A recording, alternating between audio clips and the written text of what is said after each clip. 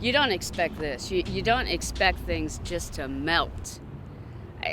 I mean, nothing in my house is replaceable. Nothing is replaceable. So I'm actually a lot more fortunate than most around here.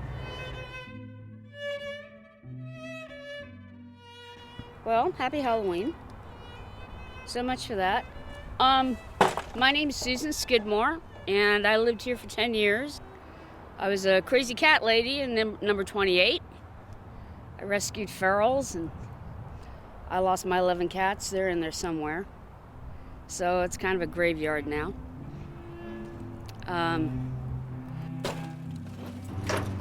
I think one of the irritating things that people say to me is, oh, well, you have your life. It's just stuff. And it's like, well, obviously you have never had anything that you care about. You don't have your mother's kitchen table. You don't have your dad's artwork. You don't have that wedding ring from your great-great-great-grandmother. Stuff does matter. It does. How can you possibly live in America and say, oh, things don't matter? Yes, they do matter. This was a beautiful tree.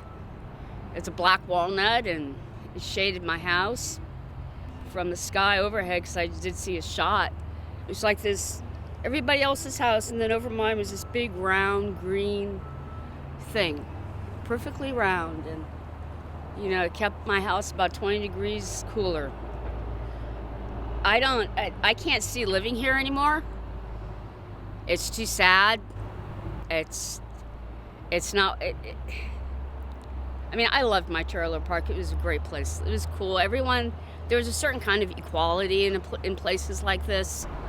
And if you look at all this and how over 1,700 places like mine burnt up, you would think there would have been a lot more people who died, because a lot of people, they're low income, they're disabled. I mean, I used to have a neighbor who luckily died right when COVID hit, because I'm glad he didn't have to see any of this.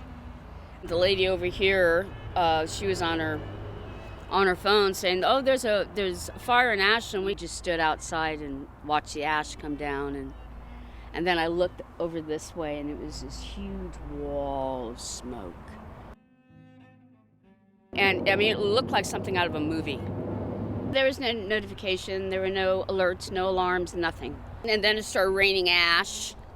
And then how we knew we had to go was because the sheriff's department came in and was like, you gotta go.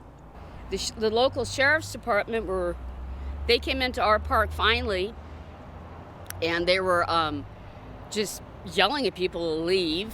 So they were physically knocking on people's doors and stuffing them as much as they could into their squad cars and getting them out of here. And that's, so the sheriff's department did a pretty, I'm really amazed that not more people died. I think that is just amazing. I mean, it's melted. It was so fast. It was so hot. I still can't believe it. I mean, where do you go? The one problem that I have with this town is their flippin' news. All of my anger is toward the news organizations. There was no information from local news. Not a peep. They weren't out there.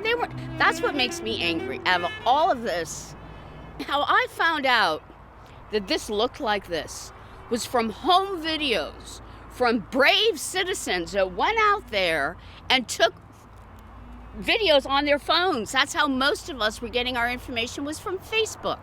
That's how we knew. I mean, I had a feeling mine was gone, but So there you go. And I'm gonna take this. It's been in my family forever.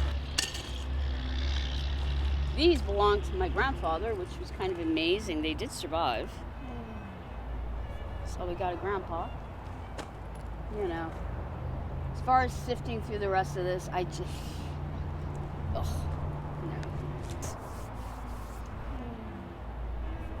But I don't know what's gonna happen. I mean, who knows?